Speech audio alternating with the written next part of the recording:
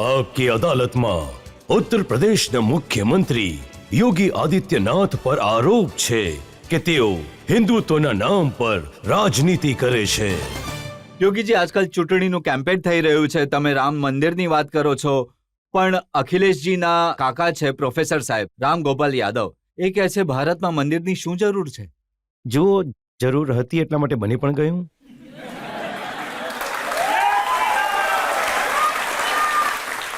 મારું એ માનવું છે ભારતના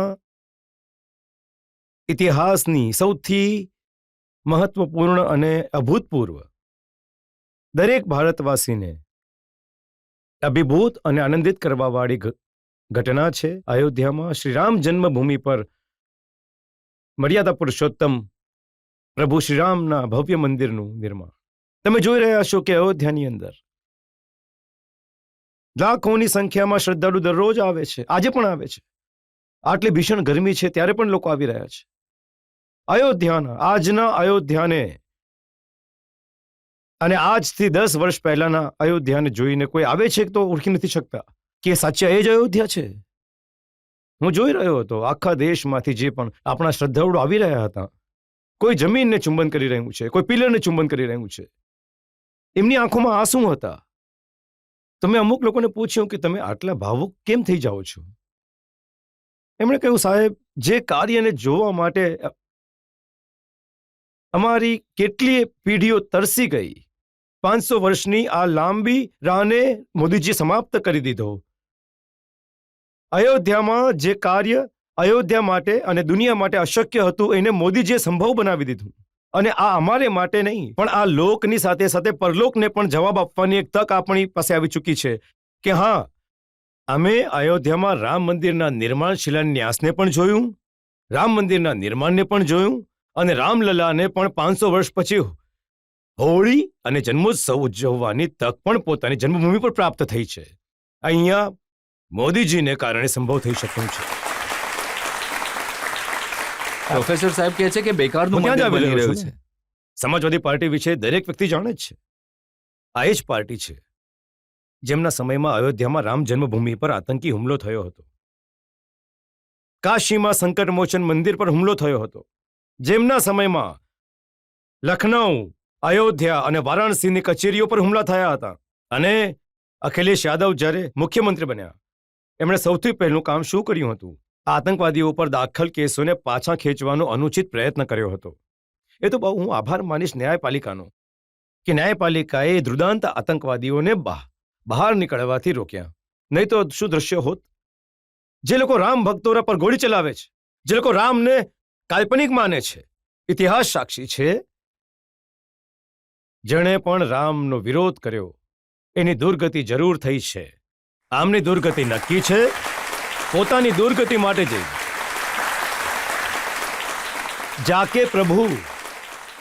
જાકે પ્રભુ દારૂણ દુઃખ દેના, તાકી મહી પહેલે હર લેના। તો આ સ્થિતિ એમની સાથે પણ છે। એમણે એમને માટે દુઃખ જ લખ્યું છે કારણ કે એમણે દેશને દુઃખી કર્યો છે। ભારતની આસ્થાની સાથે રમત કરીને ભારતના આસ્થાવાન નાગરિકોની આસ્થા સાથે રમત કરી છે। એટલે હવે એમના માટે બાકીનું જીવન દુઃખી થવાનો સમય છે, કારણ કે જેવા કર્મો કરશો એવા જ ફળ ભોગવશો। હવે એ પાકને કાપવાનો સમય આવી ગયો છે, એટલે તેઓ રામનો વિરોધ કરી રહ્યા છે, રામ મંદિરનો વિરોધ કરી રહ્યા છે। જે લેટેસ્ટ નિવેદન આવ્યું છે નાના પાટોળેનું, મહારાષ્ટ્રમાં કોંગ્રેસના અધ્યક્ષ છે, એમણે કહ્યું કે જ્યારે અમે સરકાર બનાવીશું તો આ મંદિરને ફરી પવિત્ર કરાવીશું, આને ગંગાજળથી ધોઈશું। પહેલા પોતાની જાતને તો પવિત્ર કરી લે।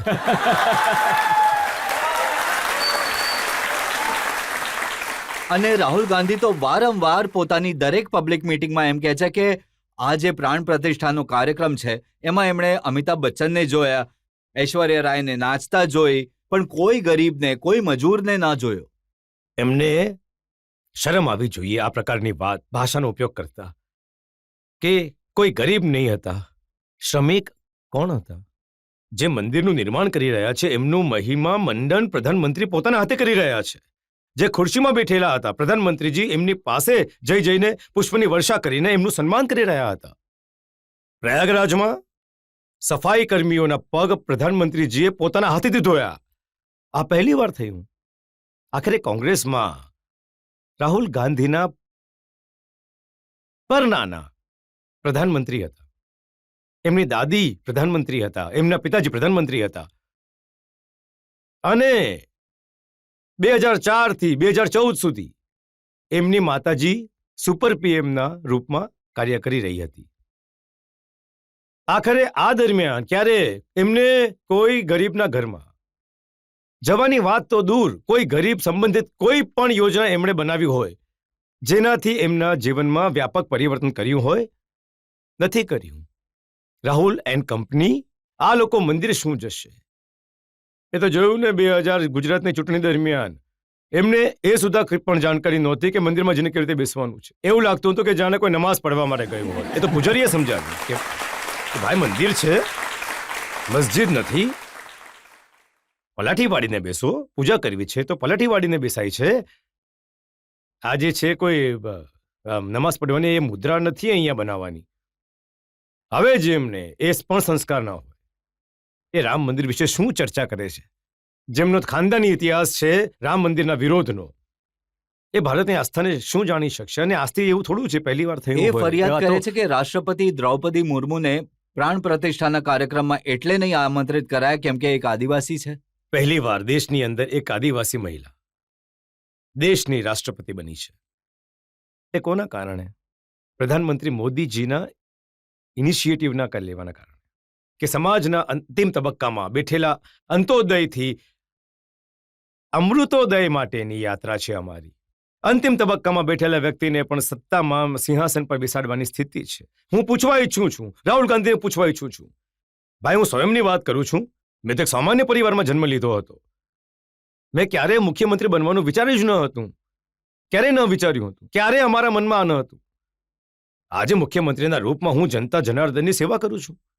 એવી જ વાત હું કહી રહ્યો છું કે નિમંત્રણ પત્ર બધાને આપ્યું હતું, આદરણીય રાષ્ટ્રપતિજીને પણ, આદરણીય ઉપરાષ્ટ્રપતિજીને પણ, પૂર્વ રાષ્ટ્રપતિ આદરણીય રામનાથ કોવિંદજીને પણ, જે યાદીમાં દરેક તબક્કાના લોકો, અમિતાભ બચ્ચન પણ એમાં હતા. અને મને લાગે છે કે આપણે એમની કળા પર સન્માનનો ભાવ રાખવો ના, જોઈએ. ઐશ્વર્યા રાય તો નહોતી પણ એમને દેખાય. હું શું કહું છું, જુઓ, એમની દ્રષ્ટિ જ એવી છે. દ્રષ્ટિ દોષ આને જ કહે છે. દ્રષ્ટિ દોષ આ જ છે. જો ઐશ્વર્યા રાયજી પણ રહેતે તો સારી વાત થાત. ભાઈ આખરે ભારતના નાગરિક છે, એમને આવવાનો અધિકાર છે. અને શું અમિતાભ બચ્ચનની કળા અને કળા જગતમાં એમના યોગદાનને તમે ભૂલી જશો? અને જો ભૂલી રહ્યા છો તો કેમ કોંગ્રેસે એમને ચૂંટણી લડાવી હતી પ્રયાગરાજથી?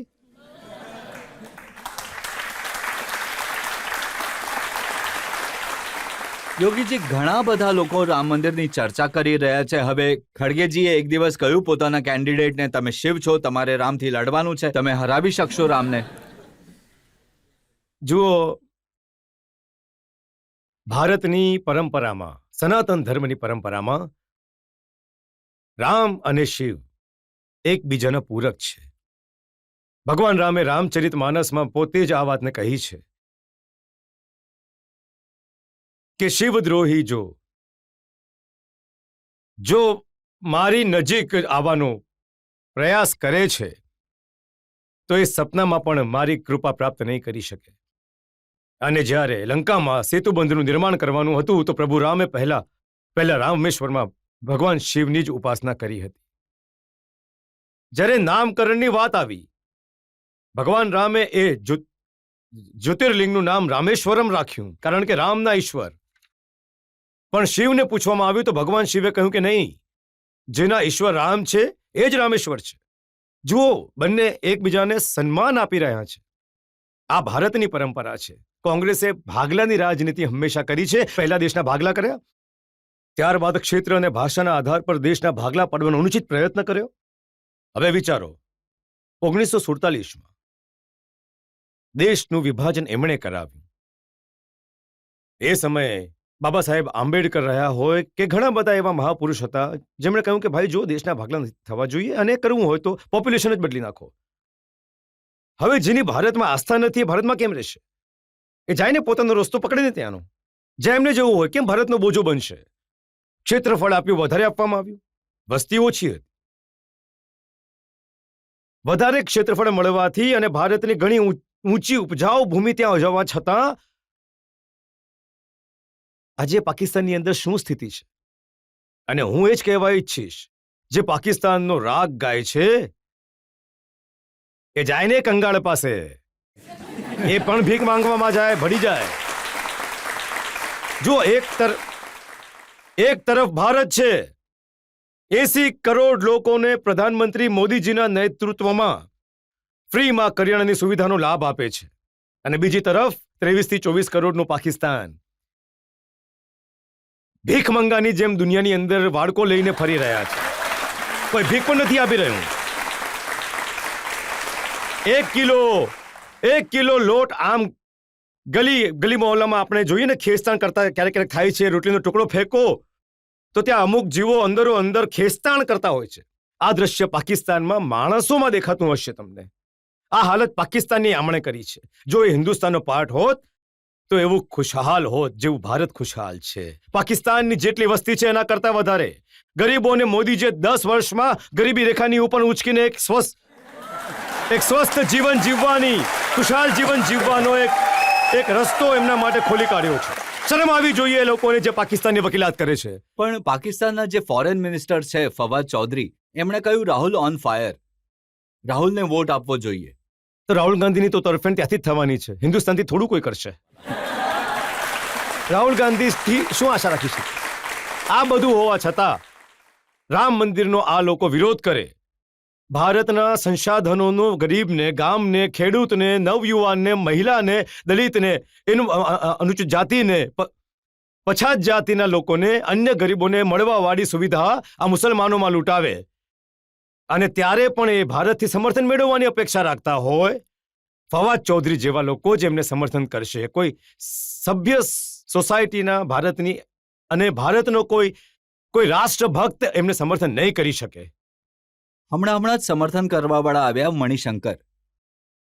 એમણે કહ્યું કે પાકિસ્તાનની ઇજ્જત કરો કેમ કે એમની પાસે એટમ બોમ્બ છે, તો ભારતે એનાથી ડરીને રહેવું જોઈએ. તો આપણા એટમ બોમ્બ શું ફ્રીજમાં રાખવા માટે રાખ્યા છે? એવું નથી. આ નવું ભારત છે. આ કોંગ્રેસના મણી હોઈ શકે છે, ભારતનો મણી નહીં હોઈ શકે. આ નવું ભારત છે. નવું ભારત છેડતું નથી, પણ કોઈ છેડશે તો છોડતું નથી. ઘરની અંદર ઘૂસીને જવાબ આપશે, અને આ ભારતે કરીને બતાવ્યું છે. અને આ કારણ છે, આ જ કારણ છે. જુઓ, પહેલા આતંકવાદી વિસ્ફોટ જગ્યાએ થઈ જતા હતા. દિલ્હીમાં થયા, અયોધ્યામાં થયા, કાશીમાં, લખનઉ, વારાણસી, લખનઉની તમારી અયોધ્યાની કચેરીઓમાં થયા, ગોરખપુરમાં વિસ્ફોટ થયા, મુંબઈમાં વિસ્ફોટ થયા, દેશની સંસદ પર હુમલો થયો. આ બધી ઘટનાઓ ઘટી હતી અલગ અલગ સમયમાં. તમે ગયા 10 વર્ષમાં જોયું હશે, એક સુરક્ષાનું ઉત્તમ વાતાવરણ, આંતરિક સુરક્ષા ઉત્તમ થઈ છે. નક્સલવાદ સમાપ્ત થયો છે. અને હવે ફટાકડો પણ જો જોરથી ફૂટશે ને તો પાકિસ્તાન પહેલા સફાઈ આપે છે કે નહીં, મારો હાથ નથી ભાઈ, હું નથી, હું દૂર સુધી મારો હાથ નથી. આ નવું ભારત છે. આ દેશની તાકાત છે. આના પર દરેક ભારતવાસીને ગૌરવ અનુભવે છે. આના પર નહીં. કોંગ્રેસના સમયે અરે સાહેબ સીમા પારથી આતંકવાદ છે, એક શબ્દ એમનો સાંભળવા મળતો હતો. જો હું સાંસદમાં રહ્યો છું 2004 થી લઈને 2014 સુધી, અને મેં ઘણું નજીકથી જોયું જ્યારે કાશ્મીરમાં સામૂહિક નરસંહાર થતો હતો, અયોધ્યામાં, કાશીમાં, અથવા જ્યાં પણ વિસ્ફોટ થતા હતા, ટ્રેનોમાં વિસ્ફોટ થતા હતા, જ્યારે પણ અમે સંસદમાં મુદ્દા ઉઠાવતા હતા, એક શબ્દ સાંભળવા મળતો હતો, સીમા પારથી આતંકવાદ છે. હવે સીમા પારથી છે તો તમે પણ તો કંઈ કરો. હિંમત જ ન હતી. આજે સીમા પાર સમાપ્ત. આજે બધું ભારત આપમેળે બધા સાથે પતાવી લે છે. આ તાકાત બતાવવી પડશે, અને આ તાકાત મોદીજીના નેતૃત્વમાં નવા ભારતે બતાવી છે. અને મને લાગે છે કે દરેક ભારતવાસી આના પર ગૌરવ અનુભૂતિ કરે છે કે મોદીજીના નેતૃત્વમાં નવું ભારત શ્રેષ્ઠ ભારત પણ છે. ન માત્ર ભારતને સન્માન અપાવે છે, ભારતની સીમાઓની સુરક્ષા પણ કરવાનું જાણે છે, ભારતની આંતરિક સુરક્ષાને પણ ઉત્તમ રાખવાનું જાણે છે, ભારતની અંદર વિકાસના મોટા મોટા કાર્યોને પણ આગળ વધારી શકે છે. આજે તમે જોઈ રહ્યા છો આઈઆઈટી, આઈઆઈએમ, એઇમ્સની સંખ્યા 2014 સુધી માત્ર 7 બની હતી. 7માંથી પણ 6 અટલજીએ બનાવી હતી. 7માંથી 6 અટલજીએ બનાવી હતી. આજે એની સંખ્યા વધીને 26 થઈ ગઈ છે. આ મોદીજીના સમય થયું છે. મેટ્રો 5 સિટીમાં હતી, આજે 20 સિટીમાં મેટ્રોની સુવિધા છે. ઇઝ ઓફ લિવિંગ, આ લક્ષ્યને તમે કેવી રીતે પ્રાપ્ત કરશો? આ સુવિધા, એરપોર્ટ, કોંગ્રેસના સમયે એટલે આઝાદીના પહેલાથી લઈને 2014 સુધી માત્ર 74 હતા. આજે એમની સંખ્યા 152 થઈ ચૂકી છે. એમ જ IIT, IIM, triple IT, 1 district 1 medical college, એક લાંબી શૃંખલા અને ગરીબ કલ્યાણકારી યોજના કોઈ ગણતરી જ નથી. આ બધા કામ મોદીજીના નેતૃત્વમાં પાછલા 10 વર્ષોમાં થયા છે. આ કાર્ય એ વાતને બતાવે છે કે અહીંયા સુરક્ષા પણ છે, સન્માન પણ છે, વિકાસ પણ છે, ગરીબ કલ્યાણ પણ છે. અને વિકાસ જ નથી, વિકાસને વારસા સાથે પણ જોડવામાં આવ્યો છે. આ વારસો જ છે જ્યાં હવે આપણને અકબરપુર કહેવામાં સંકોચ થાય છે. અમને લાગે છે કે અકબરપુરની જગ્યાએ આનું નામ મહારાણા પ્રતાપનગર પણ હોઈ શકે છે. અમને લાગે છે કે ઔરંગાબાદનું નગર સંભાજીનગર રૂપમાં પણ હોઈ શકે છે, કારણ કે આપણો વારસો તો સંભાજી મહારાજથી છે, છત્રપતિ શિવાજી મહારાજથી છે, મહારાણા પ્રતાપથી છે, ગુરુ ગોવિંદસિંહજી મહારાજથી છે. આપણો સંબંધ કોઈ અકબર કે કોઈ ઔરંગઝેબથી નથી. જેમને એમના વારસા પર ગર્વની અનુભવ થતો હોય એ એમના પર કરે, આ આપણું નથી. પણ યોગીજી, આખું કેમ્પેન જો આપણે જોઈએ, ભલે રાહુલ ગાંધી ભાષણ આપે, પ્રિયંકા ગાંધી ભાષણ આપે, ખડગેજી આપે, અખિલેશ યાદવ આપે, શરદ પવાર આપે કે આમ આદમી પાર્ટીના નેતા આપે, આ બધા એક સ્વરમાં એક જ વાત કહે છે, જો મોદીજી ત્રીજી વાર પ્રધાનમંત્રી બન્યા તો સંવિધાન ખતમ કરી દેશે, આરક્ષણ ખતમ કરી દેશે, દેશમાં ફરી ક્યારેય ચૂંટણી નહીં થાય. જો સૌથી પહેલી વાત તો એ છે કે જો નહીં 4 જૂને પરિણામ આવશે તો મોદીજી જ પ્રધાનમંત્રી હશે. અને મને દેશના સૌથી મોટા રાજ્યમાં તો હું પ્રચારમાં લાગેલો જ છું. 9 રાજ્યમાં જવાની તક મળી છે. અને સાચે જ ભારતની જનતા કૃતજ્ઞતા જ્ઞાપિત કરતા જાણે છે. આપણે ત્યાં સનાતન ધર્મની પરિભાષા જે કહેવામાં આવી છે, કૃતેચ પ્રતિ કર્તવ્યમ એસ ધર્મમ સનાતનમ. આપણે સનાતની એટલા માટે છે, દરેક કાળખંડમાં રહીશું, સમ વિષમ પરિસ્થિતિઓમાં રહીશું, પણ સાથે સાથે જો કોઈએ કંઈક કર્યું છે તો સમય આવે એને અમે એ જ રૂપમાં એમ જ પ્રકારે સન્માનિત રીતે જવાબ એનો આપીશું. મોદીજીએ કર્યું તો મોદીજીને લોકોએ એ જ સન્માન સાથે પોતાનું સમર્થન આપી રહ્યા છે. જ્યાં જઈ રહ્યો છું, કોઈ પણ જગ્યાએ, વેસ્ટ બંગાળ, બિહાર, મહારાષ્ટ્ર, છત્તીસગઢ, રાજસ્થાન, ક્યાંય પણ જઈ રહ્યો છું, જમ્મુ કાશ્મીર, ઉત્તરાખંડ, જ્યાં પણ ગયો બધી જગ્યાએ એક જ વાત, દરેક જીભ પર એક જ શબ્દ છે કે ફરી એકવાર, બધાની જીભ પર એક જ શબ્દ છે. આ વસ્તુઓ બતાવે છે કે જો નહીં કે તો નહીં. એ એમના મુખથી ઈશ્વર જ કાઢે છે કે મોદીજી ફરીથી આવી રહ્યા છે, મોદીજી ફરીથી આવી રહ્યા છે, ત્રીજી વાર પણ મોદીજી બનવાનું છે. અને કોઈ સંદેહ નથી કે જે હવે સ્વર નીકળી રહ્યા છે કે અબકે બાર 400 પાર થવાના છે, તો ત્યાં પણ અમે આગળ વધી ચૂક્યા છે.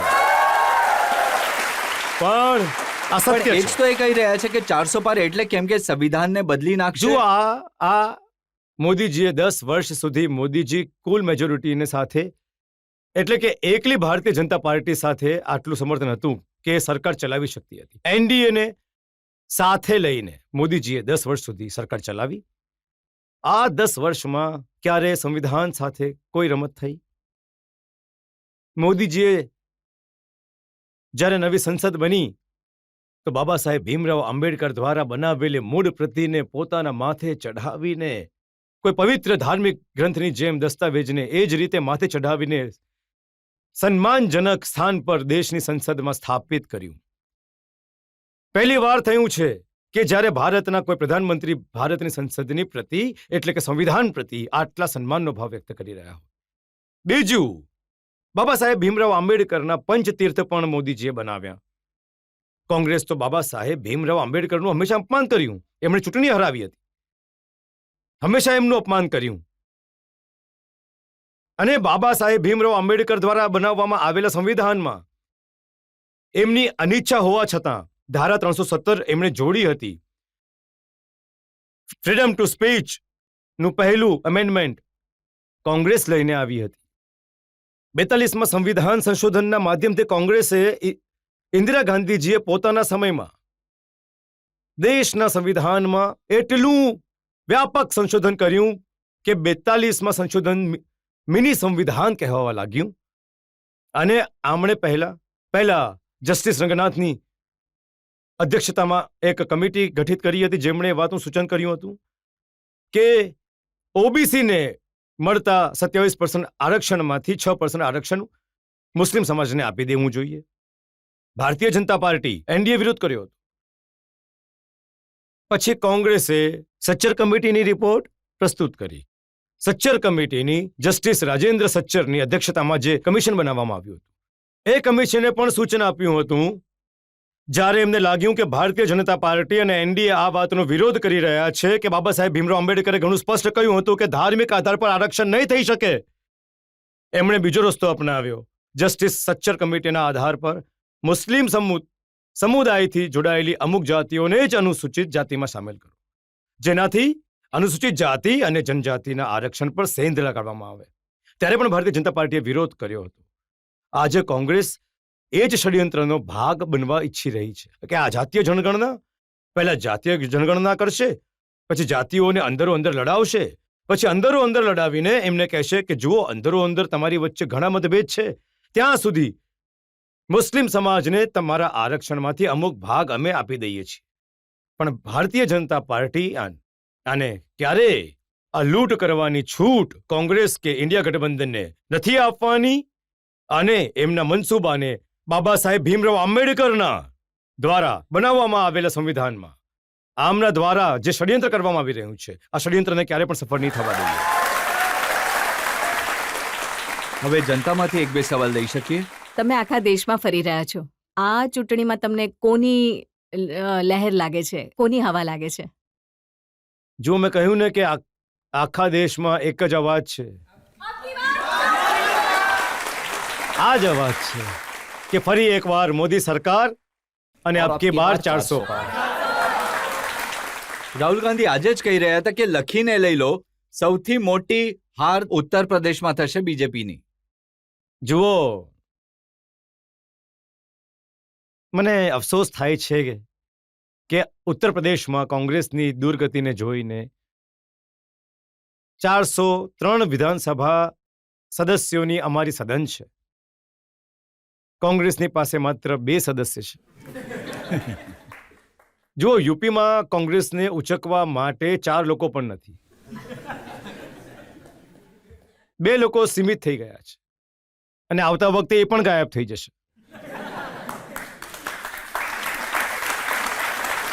રાહુલજી મને એક વાત જણાવે કે જો કોંગ્રેસમાં આટલું જોશબોશ હતું, 80% સીટો પર કેમ નહીં લડ્યા તમે યુપીમાં? એક બીજું, એ અમેઠી છોડીને વાયનાડ કેમ ગયા? પછી પાછું આવવાનું જ હતું એમને, તો અમેઠીથી જ કેમ નહીં લડ્યા? તો સારું છે, આ સુંદર સપના જોવા જોઈએ. ભગવાન કરે એ સપનામાં જીવે, કારણ કે એમણે દેશને સપના જ બતાવ્યા છે. તો આજે એ સપનામાં જીવે, ખુશહાલ રહે. દેશમાં જ્યારે સંકટ આવશે તો પછી અહીંયાથી છોડીને એમનું તો પેલું ઠેકાણું છે, પોતાના ઠેકાણે પાછા જતા રહે છે. તો કેમ કે આ તો એ જ છે ને કે ઉડ જા રે પંછી યે દેશ હુઆ બેગાના. તો આ લોકો એવા જ લોકો છે. 4 જૂન પછી મને લાગે છે કે એમને કોઈ પૂછવા વાળું નહીં મળે. તમે કહો છો આ 2 છોકરાઓ સાયકલ પર ફરી રહ્યા છે, કઈ નહીં મળે? જો આ એમની જે દોસ્તી છે કે જીત્યા તો મળીને લૂંટીશું, હારીશું તો દિલ તૂટશે. અને યુપી જાણે છે, ઉત્તર પ્રદેશ જાણે છે કે એમને લૂંટવાની છૂટ હવે નથી આપવાની. એમની દંગા પોલીસને યુપીમાં નથી લાગુ થવા દેવાની. એટલે યુપીએ 2017માં જ 2 છોકરાઓની જોડીને સંપૂર્ણ રીતે ખારીજ કરી નાખી હતી. અને એના પછી ઉત્તર પ્રદેશમાં આજે મોદીજીના માર્ગદર્શનમાં સરકાર એકદમ બુલેટ ટ્રેનની જેમ સ્પીડમાં ચાલી રહી છે. એમને કંઈ દેખાતું નથી. શું કરીએ? કંઈ સમજી નથી શકતા કે શું કરીએ, શું થઈ રહ્યું છે બધું. એટલે જ્યાં સુધી એ કંઈ વિચારી શકે ત્યાં સુધી અમારી સ્પીડ ઘણી આગળ નીકળી ચૂક્યા છે.